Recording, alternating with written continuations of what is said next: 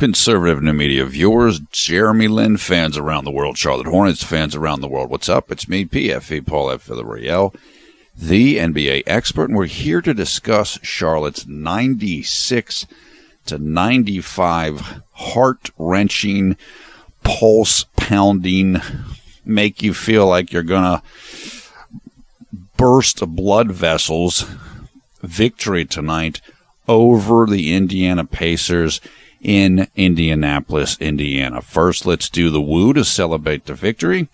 Count down from 3, and then I will make a loud noise. You can skip this if you want. 3, 2, 1. Woo! This was a terrific win tonight for the Pacers. For the Hornets. One of the most important victories of the season, I will actually say, and I'll get to that in a second. First, let me set up the scenario coming into tonight's game. The Hornets were 7-2 in their last 9 games overall. They were also 3-1 on the current 6-game road trip. They were 29-27 coming into tonight's game, so 2 games over 500 and an 8th seed in the East. And they're only maybe 2 games behind the Pacers before tonight's game. Indiana came into tonight's game 31-26. And they were seeded 5th in the playoff seedings in the Eastern Conference standings. This game was really important for both teams, and it was really important for the Hornets because if they won this game, they win the season, the tiebreaker over Indiana, because I believe they played 3 times, and whoever won tonight will have won 2 out of 3 of those meetings. And that's important because if you don't follow the NBA much, you don't understand. It's if both teams finish with the same record at the end of the year, then Charlotte would have the higher playoff seeding. Or if they were tied for 9th and 8th and 9th, then Charlotte makes the playoffs and Indiana does not make the playoffs. So this game was really key, and the Pacers were going to want revenge because Charlotte beat them in Indianapolis just a week ago or something like that, or 2 weeks ago, something around there. It wasn't very long ago. So that was the setup coming into tonight's game, and Charlotte really got it done. The way that they got it done in this game, the reason that they won this game, from a statistical perspective, was because they were able to hit a significant amount more of their three-point attempts than the Indiana Pacers did. The percentages were 39% to 21%. And not only did they hit more of them in terms of percentages, they took more than did the Pacers. The Pacers attempted 19, Charlotte attempted 28. And so Charlotte, in that particular matchup, Charlotte hit 11, the Pacers hit 4.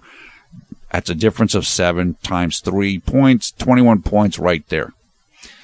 Now, on the other side of another statistical variable here that did not favor Charlotte tonight was rebounding. The Pacers had 52 rebounds to Charlotte's 38. So Charlotte really got hurt in that element, but they were able to make up for it because of their three-point shooting. Also, the Pacers made a big comeback in this game in the fourth quarter. They took a lead. I think they got up by 1, maybe even up by 3. Charlotte had to really work hard, fight down the stretch of this game to get the victory, and they only ensured the victory after Kemba Walker hit a layup with about 2.5 seconds left, and then finally Paul George had a jump shot attempt from about 17 feet, and he missed it, and the buzzer sounded, and that was the end of the game. So this is a huge win for the Hornets. As I said about the last game against the Cleveland Cavaliers, I expected that Cleveland was going to win that game. Tonight was the real test against a quality opponent that you've already beaten, that you're fighting for in the playoffs positioning. Can you defeat them on their home court? And Charlotte passed the test. And now Charlotte's 11-18 on the road. Now, that doesn't sound that good. Remember, they were just horrendous on the road earlier in the season. And now, as I alluded to earlier, now they're 4-1 on this current road trip. 4-1. I mean, early in the season, they couldn't beat anybody on the road. Indiana is a good team. They're a very good team, and they have a fantastic defense. But as was mentioned during the broadcast by Eric Collins, I believe is his name, the Hornets announcer, he said that Pacers head coach Frank Vogel told the Indianapolis media yesterday that the Pacers don't match up particularly well with the Hornets, and I agree with that. And somebody asked me on Twitter, well, why is that? It's the Pacers are a big, strong, physical team. And Charlotte's a smaller, sleeker team. And I think a lot of times when Charlotte does pick and rolls against Indiana's defense, you end up with setups like Kemba Walker against like Miles Turner or Kemba Walker against Jan Mahimi. And that really favors Charlotte. Like Indiana, those guys can't guard somebody like Kemba. So they're just, I just think that it is a kind of a clash of styles. And yes, Charlotte's going to get beaten in things like rebounding, but the overall effect seems to favor Charlotte more than it favors Indiana. And so I like this matchup. And I wasn't sure if it was like a one-time thing in the last game. Like, well, maybe they just, I don't know, they just got fortunate that night. But early on in this game, it was like Indiana couldn't do anything. They just looked lost. They did make a nice comeback at the end, and they picked up the intensity, but I do think they have a matchup trouble with Charlotte. And that's, look, if you're the Hornets, this wouldn't be a bad playoff opponent if you ended up facing them. I'm not saying they will end up facing them. They probably won't, but they could if for some reason Charlotte and Indiana finished like 4-5 in the standings in the East. And you might end up facing them. And I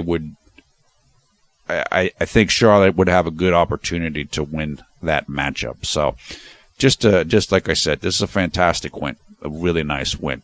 Let's go over to the statistics quickly. The Pacers were led by Paul George, had a big game, 32 points, 6 rebounds, 4 assists. Miles Turner, who is a terrific rookie, he's huge, and he's just playing great. I mean, the kid's 19 years old. 15 points, 4 rebounds. Monte Ellis, 14 points, 6 rebounds. George Hill, 10 points, 6 rebounds, 7 assists. Heading over to the Hornets, Marvin Williams was huge in this game. 26 points, 13 rebounds. He was just fantastic in this game. 5 of 9 three-pointers he made. Cody Zeller, 14 points. Kemba Walker, 22 points, 10 assists. Those were the only 3 Hornets players in double-figure scoring. Al Jefferson, who is still coming off the bench as he works his way back from the knee surgery, 9 points, 3 rebounds. Jeremy Lamb, 5 points. Jeremy Lin, 7 points, 3 rebounds, 2 assists. Jeremy played 22 minutes, shot 3 of 8 from the field, including 1 of 1 from three-point range. No free throw attempts, no steals, no blocks, 1 turnover, 2 personal fouls. Jeremy's plus-minus was a -9. I thought Jeremy played solidly in this game. He didn't play great. He certainly didn't play badly. Todd on Twitter was telling me he thought that Jeremy didn't look that great in this game. I thought Jeremy looked good. Not outstanding, but he looked solid. Now, I do want to say this. Coach Clifford did not use Jeremy Lin down the stretch of this game. Instead, he went with Courtney Lee. There's been 3 games now with Courtney Lee on the team, and this is the first time that's happened. Now, the last game against the Cavaliers was a blowout game, so it really didn't matter, although it still looked like JLin was going to play with the starters in that game, and he did, while they were still trying to see if they could make the game competitive. In the first game, Jeremy did play down the stretch, and now tonight he did not. Somebody called me right around the time, like the 2 minutes of game time right before JLin was taken out of the game for the last time, which was about 6.5 minutes left in the fourth quarter. I didn't see it. I didn't see exactly, so I didn't get to concentrate on exactly what was happening at that time. Like, did something happen and Coach Clifford got mad, and that's why I took him out? However, when I thought about it a little bit more, my guess of why Clifford did it was because he may have wanted Courtney Lee to guard Monte Ellis. And the reason for that, if that's the case, in my opinion, is Monte is extremely quick. And just in watching Courtney Lee since he's been with the team, I think Courtney's lateral movement in terms of getting into defensive position might be a little bit better than Jeremy's. I'm not saying it is, but that's just kind of what I observed. And Courtney's taller, and he has longer arms. So that might have been what Steve Clifford was thinking. I don't know that. We have to see what he says after the game. But maybe that's what he was thinking. Is this going to be the case every single time? I don't know. Now we've seen it. We've seen 3 times, and Jeremy played in 2 of them or 1 of them, and if you don't want to count the blowout, and Courtney played down the stretch in 1 of them. As we know, earlier in the season, there was that kind of situation happening between JLin and Jeremy Lamb. And eventually kind of JLin gained the advantage in that contest, if you will. And maybe now Coach Cliff is doing the same thing and doing a contest here. I don't know. So like I said in the last video, I really don't know how that's going to shake out. I don't know what Coach Clifford is thinking. But again, I gave my thoughts on what it might have been or what he may have been thinking in terms of that. I'm not sure. We'll have to watch the post-game video and see what he says. I thought Jeremy played fine in this game. And I know, I want to say this again, and I've said this earlier in the season. I know a lot of JLin fans don't like it when I say this.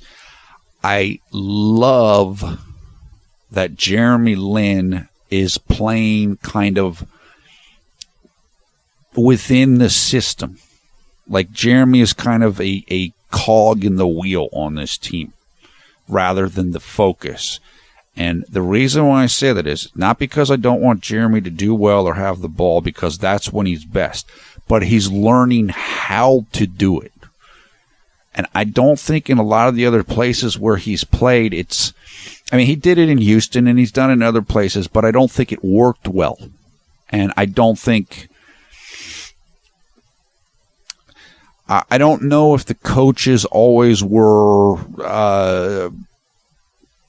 I don't know. Like, I don't know if their offensive systems or the strategies were like really trustworthy or the best, or however you want to say it. This situation, I think, is different than that. I think the coaches are trustworthy, and I think that they are pretty good. And Jeremy seems like he's playing very much at ease right now. He seems really comfortable. The most comfortable that I can recall, certainly the most comfortable he's ever been while playing without the ball, primarily. Like, he's learning how to do this. And I don't think it's something that he's been good at doing before. So I'm so happy about that, because that means he's going to be able to play in whatever system he wants, and it's going to work much better for him. I mean, he's learned and improved tremendously this year. He really, really has. And again, the stats don't look great, and I know people get upset. And look, like I said, I like Jeremy Lin. I'm a Jeremy Lin fan. I wish he had the ball in his hands all the time, too, and that he was playing point guard all the time also. But this is helping him improve as a player. His skill set is getting better.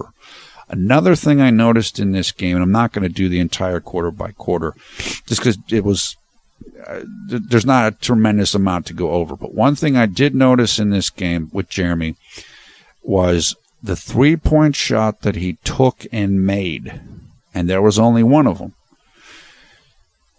He did a hop into it, and he instead of standing still and catching the ball like with his feet set, he jumped into the ball was passed to him, so it wasn't off the dribble. But so when he caught the ball, he jumped into the catch and then shot the ball. And a lot of times when you see Jeremy practicing his 3-point shots, that's how he shoots best, as compared with just standing there and then shooting. And the difference is, and I don't know everything about the hop. I know that Coach Nick of B-Ball Breakdown has talked about it and broken it down before, but my understanding of it is you get more power in your legs. You get more power in your shot. And that seems to work well for Jeremy. So it might be something that we can kind of look for in the future, or look to see if he's doing it. Because sometimes I've noticed that when I don't know if he's getting enough power in his shot when he's not doing the hop into the shot. When he's just standing there, he receives the pass, and then he goes up and shoots. I'm not saying I'm sure Jeremy's strong enough to shoot that shot like that, but it might be easier for him to shoot a 3-point shot when he's coming in a hop and coming with some momentum and having a little bit more power into the shot. So that's just something I noticed tonight, and it looked great. And the shot that he had another 3-point shot in the Cleveland game that he hit, and he also stepped into that shot. And that might be part of why Jeremy seems to shoot better off the dribble rather than catching and shooting the ball, because when you're shooting off the dribble, you have more momentum. You have more power just because you're in motion. So you're going to your body's going to have more power. So, yeah, look, this was a fantastic win. Just a huge win. I know that there's some Jeremy Lin fans that are upset about this game. They're not happy that Jeremy didn't play down the stretch of this game and so forth. They don't think Jeremy's not getting enough opportunities. As I said, he's cog in the wheel rather than the person with their running the wheel or the wheel. But Jeremy cares about winning. This team is a good competitive team. As I said, they're not in the top of the East. They're not at Cleveland's level, but they can compete with just about every other team underneath Cleveland. Toronto's probably better than them, but Charlotte can compete with them. Charlotte can compete with just about any of these teams. And now things are starting to click. As I mentioned in the last few games, they have their 9-man rotation. This is what it's going to be. However, whatever it is that Clifford does down the stretch of games, whether he uses Lin or he uses Lee, this is what it's going to be. It's getting better. They're winning on the road, and that's the most important thing, because Jeremy wants to be on a winning team. He hated the losing with the Lakers last year. Whatever's going to happen this summer is going to happen in terms of if Jeremy's going to stay with the team or go. But for now, we want the team to win and win as much as possible and get better. And now this team it's coming together. And this road trip is kind of like the pinnacle of all of the development of the team and the cultivation of the roster. It's really starting to come together now. I mean, they're just so much mentally stronger than they were earlier in the year, particularly on the road. So I'm not I'm just not focused on the individual stuff tonight. I observe it. We see what happens, but this is just such a great win for the team. And I'm sure Jeremy is thrilled to death. Even if he would have won, sure, he's a competitor. He wants to be on the court late in the game so he can do stuff. He can contribute. But I'm just really happy for him and for the team. They've got to be feeling good. Their confidence is growing. And the guys are high character guys. They like each other. It's clear that they like each other. There's no jealousies. There's no pettiness. We know what happened in L.A. We know what happened in Houston. And speaking of Houston, somebody sent me a link, and I'm sorry I forget who it is right now, about Houston. And there was a report that came out in the last couple of days that basically said that James Harden was very much involved in getting Kevin McHale fired, and he wanted to get Dwight Howard traded. So basically what Houston seems like it's turned into is James Harden's kingdom. That's why it was never going to work for Jeremy there. It was never going to work for Jeremy there because it's basically like they've written a blank check for James Harden and he can just do whatever. And as we all know, James Harden, his choice of point guard to play with him, I don't think was JLin was at the top of that list. Even though they get along, and I know Jeremy likes James, I think James Harden would much rather play with somebody like Patrick Beverley than JLin, because then the ball's going to be in James Harden's hands most of the time, and Patrick's going to help cover up for James Harden on defense. So, I guess what I'm trying to say is Jeremy's in a much better situation now. He's in a much better situation than he was in last year in Los Angeles. So I know there's some people that are upset. I know there's some people that think this is just another situation like this, and Jeremy's, he's not being treated fairly and all this, but this is a much, much better circumstance than what he was dealing with the last 3 years.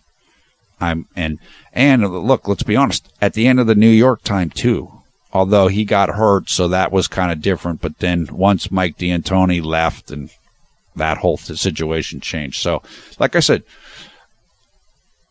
we want Jeremy to do well. We want him to be the man. Want him to have the ball, play down the stretch. Still, this is just much better than what he was dealing with before. And I'm very optimistic. But right now I'm just focusing on this season and this game. And like I said, I want to hear let's hear what Steve Clifford says. Nobody has asked him, at least not in any interviews that I've seen. No one has asked him about who he's going to use down the stretch of games. Now, when Jeremy were competing for the finishing spot earlier in the year, it seems like the reporters asked him all the time. But right now, nobody's asked him. So I don't know what he's thinking, and we're just going to have to see kind of how it plays out as it unfolds until somebody asks him, or until we just see what happens the next time the game is competitive and we come down the stretch. I guess we'll just find out like that. So that is it for now. Again, it's a great, I'm just, like I said, I'm ecstatic right now because this was such a tough game, and it just the team winning is just so key. Thumbs up, thumbs down, your comments below. I want to thank Gary Chen for the artwork you're looking at right now. Gary is a member of the Jeremy Only Lynn Garden fan group. You can find out more about Gary and Jeremy Only Lynn Garden by following the links in the video description below the video player. You can also follow links there, a link for highlights of this game. Finally, in the video description, you'll find information about how you can join the Conservative in the Media Facebook group and how you can come follow us on Twitter as well. Once again, I am PFE Paul F. Villarreal, the NBA expert. Thanks a lot for watching Conservative New Media. We strive to be the #1 Jeremy Lin YouTube fan channel.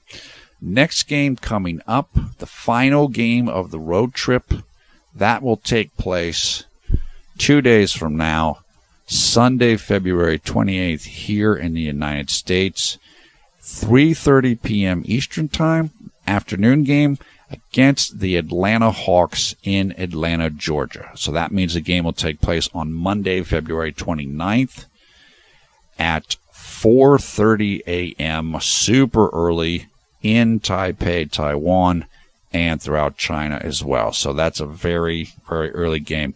Atlanta they're good, but they're beatable.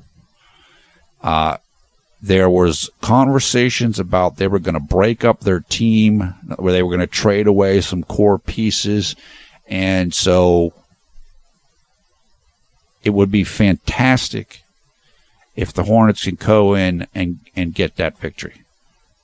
End the road trip up on a 5-1 note. Again, if you struggled all year on the road, get to 4 games over 500. That would be tremendous. So, but we will see what happens less than 48 hours from now. I can't wait for that game. Like I said, I'm really optimistic about where things are at for the team right now. Really, really optimistic. I think they can compete with almost anybody in the league. Really, on any given day, they can compete with anybody. I mean, we know they've already beaten Cleveland this year, so it's not like they can't. They can compete with anyone.